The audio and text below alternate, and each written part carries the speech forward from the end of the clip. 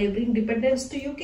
Yeah definitely ఇక్కడ ఏ వీసాలో ఉన్నా కూడా డిపెండెంట్స్ ని పార్ట్నర్ని అండ్ స్పౌస్ ని వైఫ్ అండ్ హస్బెండ్ ని అండ్ 18 years లోపున కిడ్స్ ని డిపెండెంట్ గా తీసుకోవచ్చు. స్టూడెంట్ వీసాలో ఉన్నా సరే, స్కిల్డ్ వర్కర్ వీసాలో ఉన్నా సరే, ఆన్ సైట్ వీసాలో ఉన్నా సరే, ఏ వీసాలో ఉన్నాయి. Can I change jobs or employers?